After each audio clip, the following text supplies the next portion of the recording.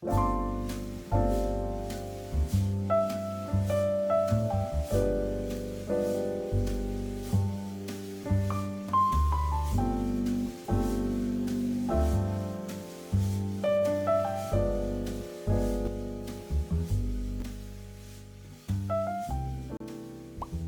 everyone, Cherise here. Welcome back, or welcome if you're new in this channel. And also welcome to my longest bullet journal plan with me video yet. I think each year breaks a record, but today I'm getting my July bullet journal spreads ready. And since I just moved into a new notebook for the second half of the year, there is an excitement to make interactive spreads, which is also a reason why this video is long. I'm using my new Lila Journals notebook, and in case you haven't watched my mid-year setup yet, I will link the previous video in the description below, along with all the materials I'm using here and the discount codes if anything interests you. We're using watercolors as per usual. You can also use any set you own or any coloring medium you like if you want to recreate the illustrations. I think our theme for this month can be easily done with just any medium. We have two brushes we're going to use, mainly a number 6 round brush and a small detail brush. But we will also be using a bigger round brush later in the setup, so just grab one of those two. I like to prepare some colors at least for the first illustration I'm painting, especially when I need to mix them to achieve the color I want. We have white, Van Dyke brown, black, and burnt sienna mixed with a little burnt umber. If you don't have Van Dyke brown, you can just mix brown and black and burnt sienna using orange and gradually add a bit of blue. So let's start painting my cover page. My theme is not so new, which is vintage camera. I actually did this before, but I'm going to reimagine it this time because there's just so many possible ideas with this theme. You might be expecting something with summer vibes, but maybe next year. We mixed white with a little Van Dyke brown, creating a warm gray to paint the upper part of the camera. That is the counter where we find most of the buttons and functions, as well as the surface of the lens and the gear around it. The camera is held on a leather case that we are painting with burnt sienna and brown mix. We are only using light consistencies for this. We are in what we can call the base layer. This is just a flat layer where we block the parts with color, and we will build up the shapes and details as we go to the next phases. I would normally go back to the part that I went through first when going to the second stage of the painting to give it time to dry, but I unconsciously worked on the same area to add the shadows already. But good thing it's already dry. We are still using burnt sienna with more pigment and slightly added brown to make it a bit darker. We're using this to define the shape of the leather case and create details. Now we can go back to the gray parts. We're using a pigmented Van Dyke brown to paint the lines with our detail brush. And you can also use the dried tip of your small round brush, but you will need to handle it with light pressure to keep the lines as thin as possible. I have a pencil sketch beforehand, by the way, and I recommend doing this before painting so you can still see the lines, especially if you're planning to paint an object with details like this. Although I would be honest, there are parts that I just included that aren't necessary and some that I omitted from my reference photo. As long as it looks like a camera, it should be fine. And speaking of reference, you can just Google vintage camera and use that as a guide to your sketch. The next thing we painted is the body and the lens with black, I'm still using the detail brush for this just so I don't go over the lines too much or accidentally. The important part of this painting is the lens, not in a way that it needs a special step, but it obviously makes a camera distinguished in terms of the appearance, unless it is a pinhole camera that don't use a lens. But yeah, it is the most important feature. We're just painting the shadows using black and the light reflections by leaving white spaces. But if you accidentally painted the reflections, you can just use a white gel pen to draw them. After that, we're gonna go back again to the gray areas to paint some more shadows. We are using a diluted gray paint for this, and we are applying that mostly in between the lines, corners, and curves to create a dimensional look. The edges didn't look that sharp to me, so I went ahead and used black to paint over some lines.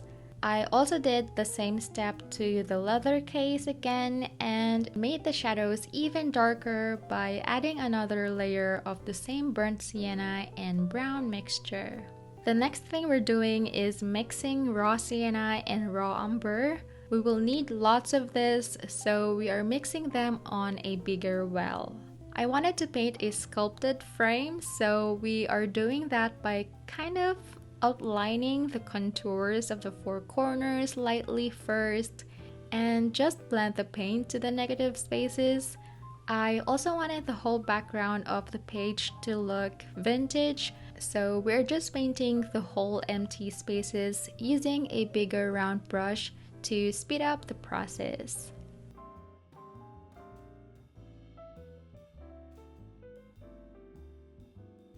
I sort of scribbled the moldings of the corners using a darker tone.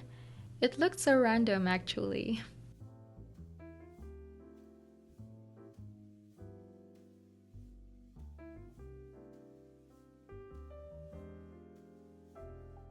And then we just connect them with strings.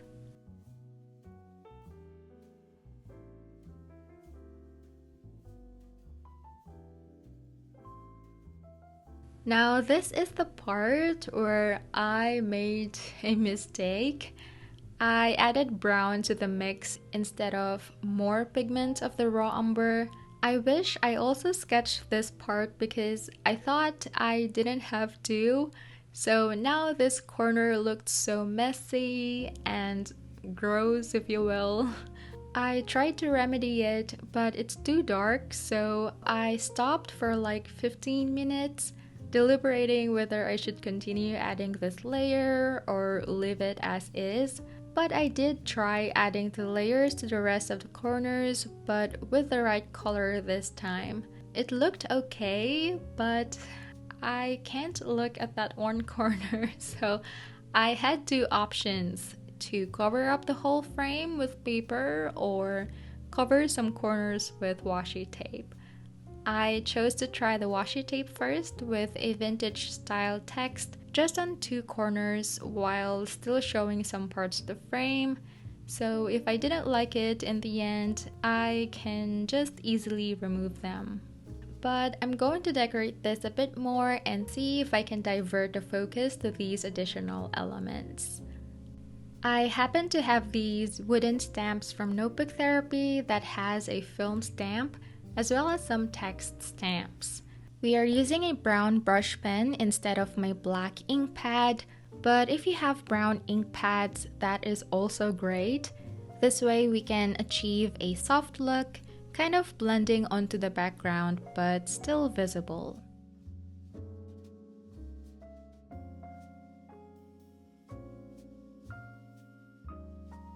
For the monthly title, I decided to make them on a separate paper. We're using these Notebook Therapy stencils to draw outer circles and inner circles to create typewriter keys.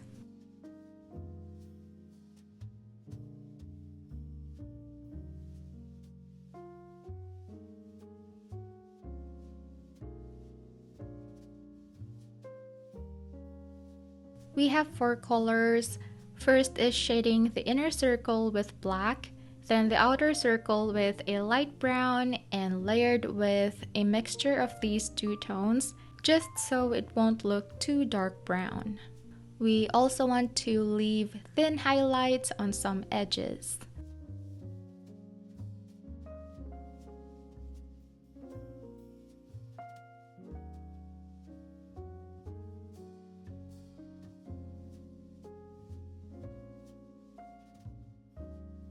Next are the uppercase alphabet stamps for the letters. Then we are using a white gel pen to outline the rubber surface of the letters and stamp it on the circles. This is just for our guide as the ink doesn't transfer much, so we can just outline them again on the page itself. We cut these individually and arranged them above the camera. I was thinking of making this cover interactive, but I'm sure you already know how it would look.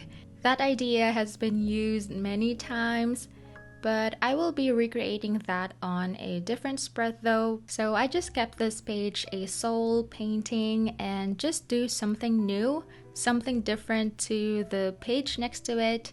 I don't remember making an interactive quote page. If I did, kindly remind me in the comments. But that is what we're gonna do in here. Before we go to the interactive element, let's do another painting first. This idea came last minute and I wasn't planning in doing a quote page. I already sketched everything for this setup, but like I said, I wanted to make the cover interactive and I wanted to be unique. But I couldn't think of something and I prayed for it, but there was no vision coming in my mind.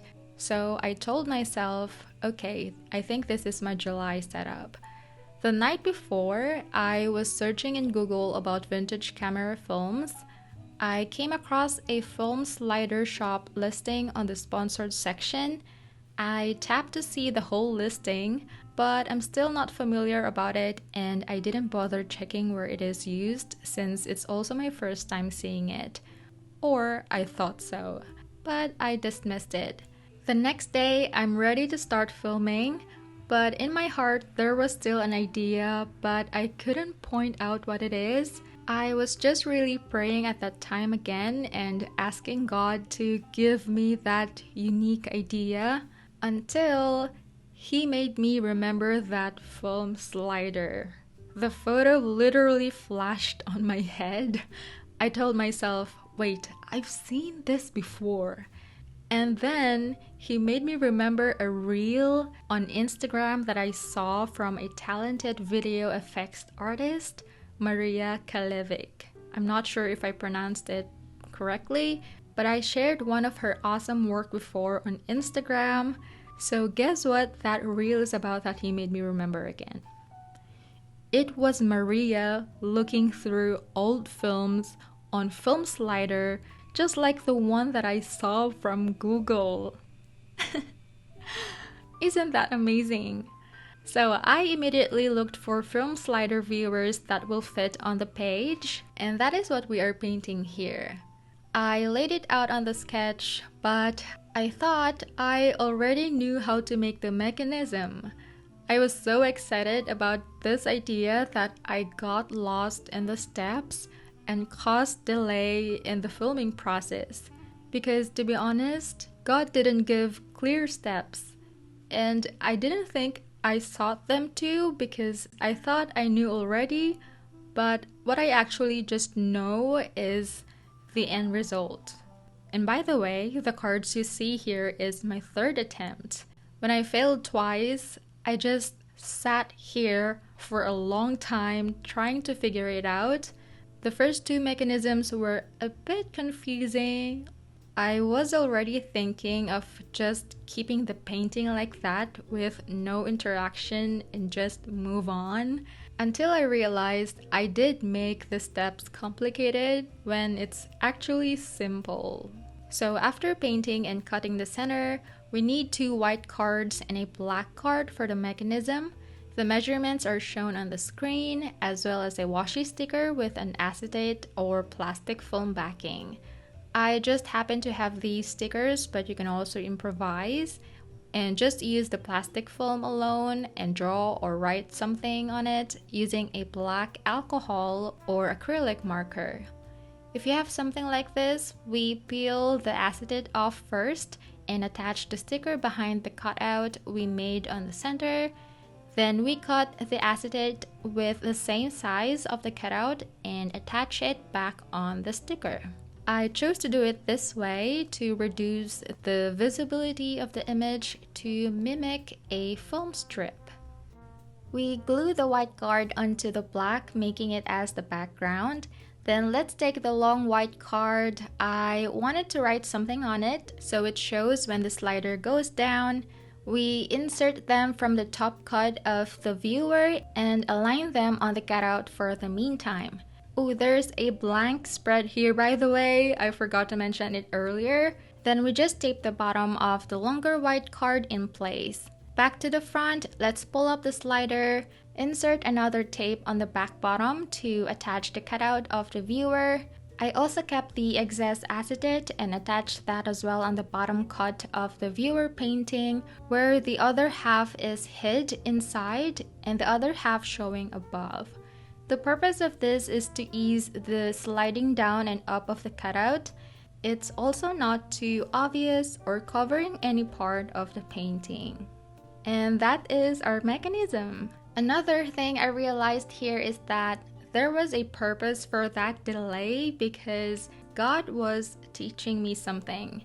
And maybe you need to hear this too. So it was Wednesday when I finally figured this one out.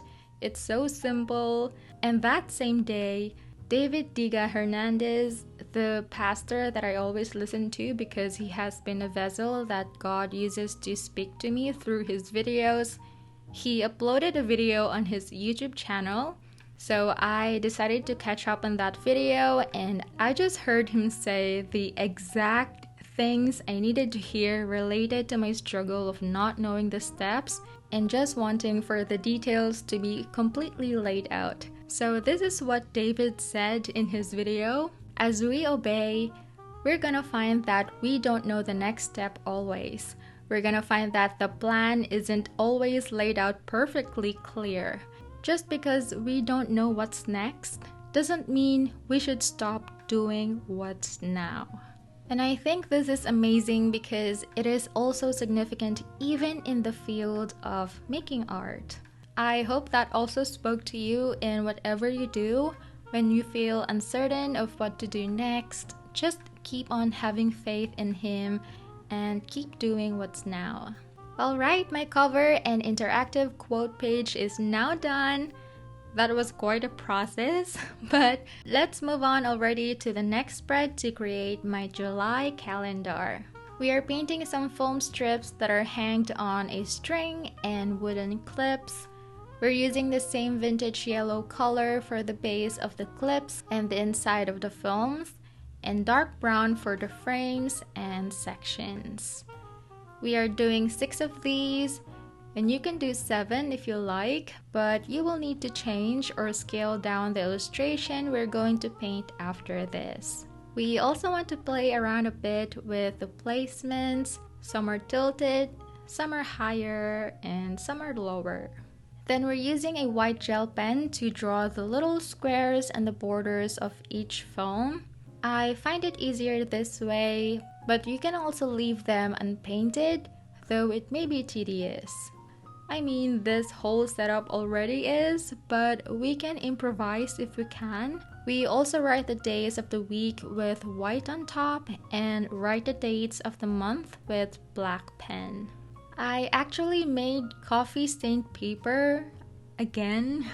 I used some of these last year on the same month too, and on the same theme a couple years ago. I'm using a thinner paper this time. Soak them on coffee, put them under the sun until they dry, but you can also pop them in the oven to speed it up. We ripped a couple pieces and glue them on the corners. Since I showed you how to make these letters earlier, I made all of the titles in advance so I can just glue them quickly. We have my July title again and notes and arranged them on top of the coffee stained papers. And don't forget to paint the string too. I almost did. Next, we have a space left here, and this will be for another vintage camera painting. And I decided to paint a folding camera.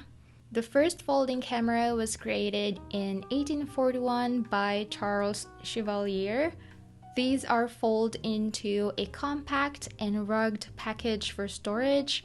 The lens and shutter are attached to a lens board, which is connected to the body of the camera by a light tight folding bellows. When the camera is fully unfolded, it provides the correct focus distance from the film, and the key advantage of folding cameras is their excellent physical size to film size ratio when the camera is folded for storage. So we are painting a Unicom folding camera in particular.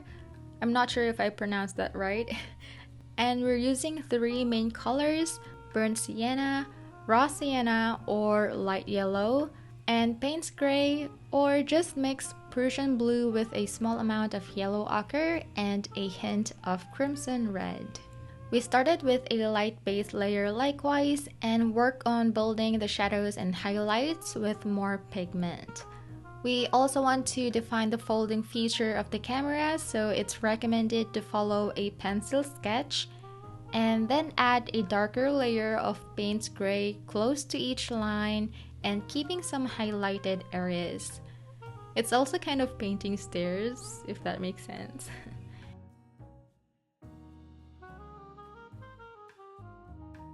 I'm actually having an interactive piece idea for this, but I can't put everything in one video. Who knows, I might do them for another time. But for now, that is my monthly calendar spread. Let's flip to our next empty spread or spreads, because I skipped one again, and begin a new camera painting. This illustration is quite similar with our cover painting, but instead of gray, we are using raw umber to paint the metal parts and Payne's gray for the body. Again, if you don't have raw sienna, you can use light yellow, just something mild and not bright, and a mix of Prussian blue, small amount of yellow ochre, and a hint of crimson red to create Payne's gray color. We start with a light base. You can just add more water on your palette, but make sure to not load your brush too much, especially when working on non-watercolor paper. The second layer of paints are with more pigment or less water mixed on the paint. I also added some raw umber to raw sienna so it matches the tone more, having that cool dark brown. And a bit of black to Payne's gray. We are using this to create shadows and details. We also want to blend these on the lighter areas so they don't look harsh and just help create dimension to our painting. I don't really know what to call this, except that the aesthetic is a vintage camera. Like I said, I just added and omitted some parts from different references and combined them. So this is going to be an interactive habit tracker. So we also want the size of the body, or the height of the camera's body at least, to fit mini calendars. 9 to 10 dot spaces vertically should be enough. And we will talk more about the measurements of the interactive element, but let's complete the paintings first.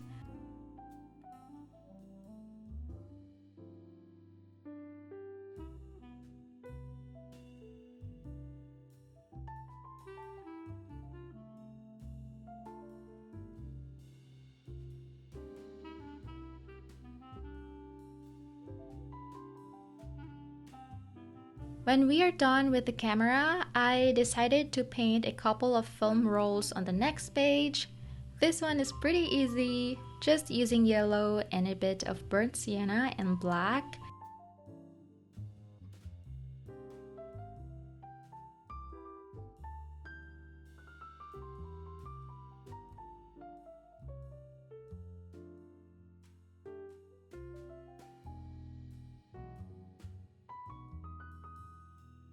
and a film strip just on the second roll. You will see why later, but I placed them near the center of the spread because we will need the spaces for the interactive part. We are also painting a paper-like background with the same mixture we used on the cover. I'm supposed to write something here, but I waited for it to dry and worked on the interactive pieces, which are the film strips. I think it was obvious already, but that's what we are making. I grabbed my cutting mat again to use it as my painting surface and a white cardstock with 24 dot spaces long and 16 dot spaces wide. This will make 2 film strips with 3 sections for 3 mini trackers. I keep saying mini calendars. So we are painting them with light yellow background and dark brown borders as well. But on one side, there are small tabs that are like the ones we see on a new film roll, or just like the strip we painted on one of the rolls here. This will be what we are using to pull and push the strips in and out. After that, we cut them into 2. I already drew the squares and the borders with my white gel pen and the round shapes for the mini trackers. Those are equivalent to the dates of the month, but you can also use numbers if you like, or a mini calendar. Then we place the cutting mat behind the camera illustration page and cut the right side using our X-Acto knife with the same width and a tiny allowance to easily pull the strip. And then glue the back of the page to the other side to secure it. Then we are just doing that on the film roll on the next page. We cut on the left side and insert our second strip. So that is our interactive habit tracker done. I did write what I wanted to on this paper painting. It's with no function and just writing Kodak, a well-known photographic film brand back in the day. It's nice that they still exist in various forms, although less recognizable in this digital era.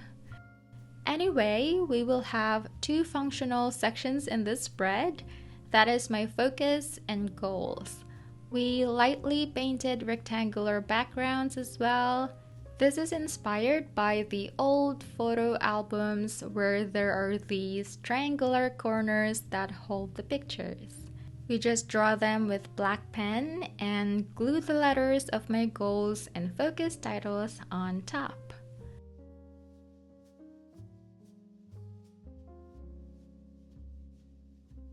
Then we are also decorating this spread with some torn coffee-stained paper and stamps.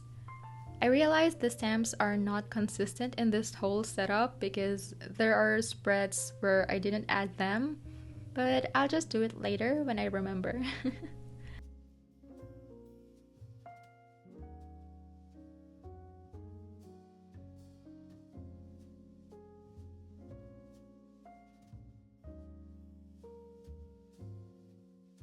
Alright, that's finally my interactive habit tracker, goals, and focus spread.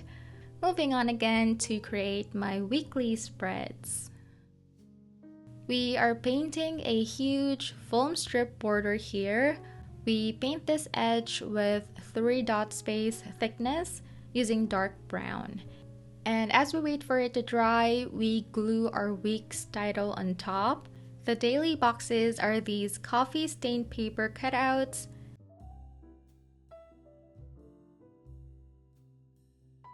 I'm using my Dear Diary months and dates sticker sheet for the dates. You can find this on my shop, and then the days are written small using my black pen.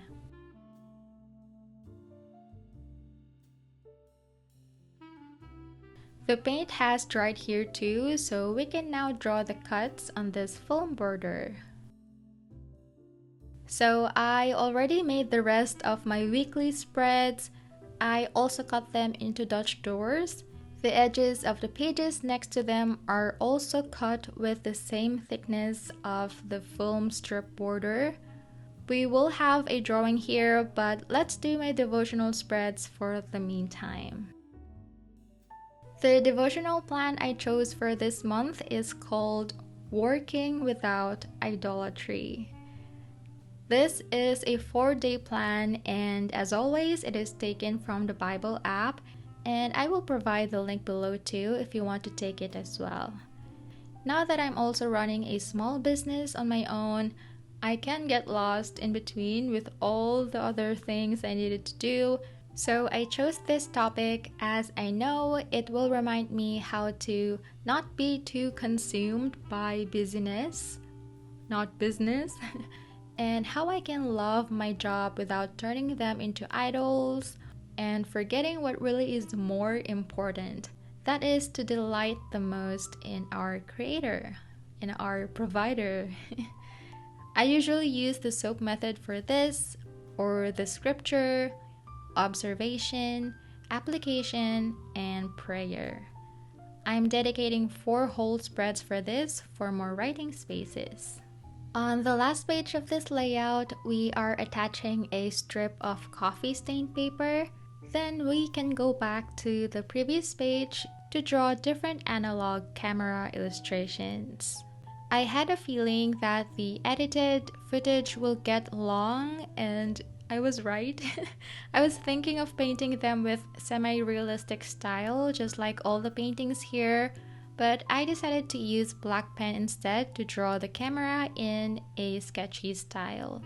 I hope you can follow along the drawing, but since there are 8 of them, I don't have that much to explain, so I'll just let you know what kind of camera we are drawing. The first one is the 800 land camera, a folding type, was manufactured by Polaroid in USA in the year 1957 to 1962. This camera used roll film. Most land cameras allow for the film to be developed inside the camera. The second one is the Argus 75 of 1949. The Argoflex 75 and Argus 75 were 2 name variants of the same model of pseudo twin lens reflex produced by Argus in the USA. Third, in 1958, Yashica introduced its double format twin lens reflex, the Yashica 635. The 635 is so named because it can produce 6x6 cm images on 120 film as well as 35mm photographs. The 635 was a significant export model for Yashica and continued to production until the early 1970s. Alright, fourth is a Kodak Brownie Super 27 camera made by Eastman Kodak in New York between the years 1961 and 1965. This curiously shaped camera was part of Kodak's long-running Brownie series, originally selling for $19 and with a good feature set. The camera was popular, staying in production for nearly 4 years. Fifth is favored by newspaper men of the 1940s up to the 1950s. It is the Graflex Crown graphic camera that is still alive and kicking with its various features and the high quality photos it can produce. Sixth is another Yashica camera, the Yashica 44, a twin lens reflex camera with a coupled waist level viewfinder. Originally manufactured from 1958 to 1965, this is said to be a fun camera to use. It is small but not too small. It fits and feels nice in the hands. Seventh is the Nicormat, or Nicomat in Japan, was a brand of cameras produced by the Japanese optics company as a consumer version of the professional Nikon brand. These are the cameras that pushed Nikon into the heavy player that it is now. Last but not least, our 8th camera is the Vest Post Kodak, a best-selling folding camera series made from 1912 to 1935. They are the first cameras to use the smaller 127 film reels. Hawkeye versions of the Vest Pocket Kodaks were premium models, and the special models had more sophisticated lens or shutter combinations. This is the original model and doesn't have the autographic feature which was added to create the later models. Within 3 years of production, it sold a little more than 200,000 units. More than 100 years later, we recognize the Vest Pocket Kodak as one of the most important cameras ever made. And though this model today has been virtually forgotten by the younger generation of the film photography community, this camera is worth remembering. Alright, I hope you learned something from the history of these cameras. But after we drew them, we just loosely painted them to add a bit of color. It almost looked like an urban art style, but still matches the vintage aesthetic we are going for. When we are done, we are gluing the July typewriter letters again and wrote films under it. So this page is going to be for the shows I want to watch, rewatch, and will be watching this month.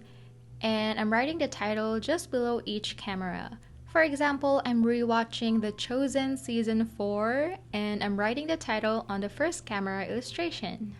Okay, my weekly devotional and film spreads are done. We are now creating our last spread for this setup. I grabbed some of these vintage paper stickers that I received from Stationery Pal before. I'm not sure if this is still available in their website, but I will check. We placed 3 of them on the spread. I just chose something that I think will match the whole layout. Then I also took these text stickers that I bought from Shopee. I think you can also find this on Amazon or AliExpress or Temu. I just chose the phrases that I like, such as collect beautiful moments, everything has beauty, and learn from yesterday, live for today, hope for tomorrow.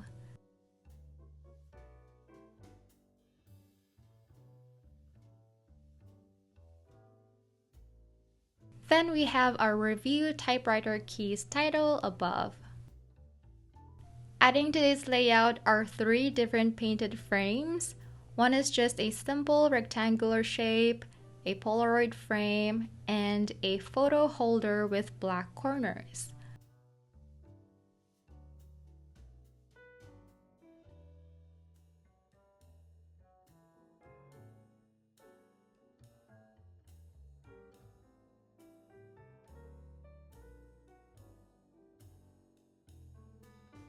All of these are going to be spaces for me to write what I'm grateful for, my small wins, challenges, what I learned, and what I need to improve.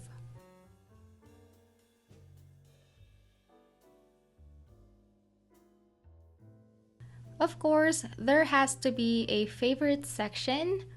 We are just stamping the letters in black and drew little brown corners. I stamped them too low, so there's too much space above, so I just filled that in with random lines. We're painting film strips on the bottom of the spread. There are going to be 6 boxes where I can write what is my favorite place, snack, scripture, memory, song, and show. This is supposed to be interactive too. I was thinking of each box as the upper border to slide up and down and have individual photo stickers. But I spent so much time already here. Again, maybe an idea for another time. Now we are just doing one last painting of a vintage style camera. We don't have a specific name for this because it is a mixture of multiple references. For example, the viewfinder and lens is from a Fujica single 8P300 camera.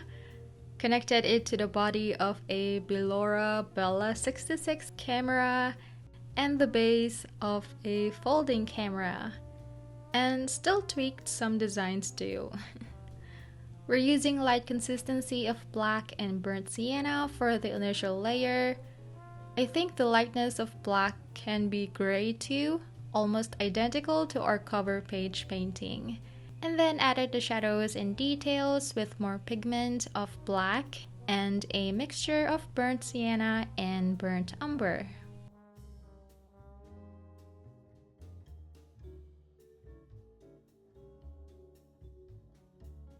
If you wish to paint different vintage cameras, you can absolutely go for that too. Any design would totally work for this theme, and any painting or coloring medium too. The last time I did this theme, I painted them with gouache, and it's nice to be able to paint them with watercolors this time.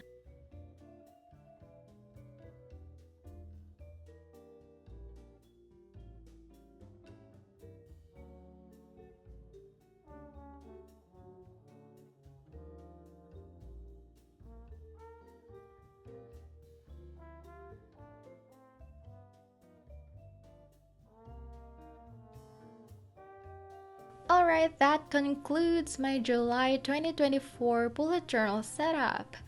I truly hope you enjoyed this lengthy plan with me video with lots of takeaways in terms of the layout and interactive ideas. If you owned analog cameras before, I hope this gave you nostalgia too. Remember that you can help this video to reach more journaling, stationery, and art enthusiasts by clicking the like button and subscribe to the channel for more bullet journaling content from me. Thank you so much for watching. Have a blessed and amazing month of July, and I'll talk to you soon in my next video. Bye!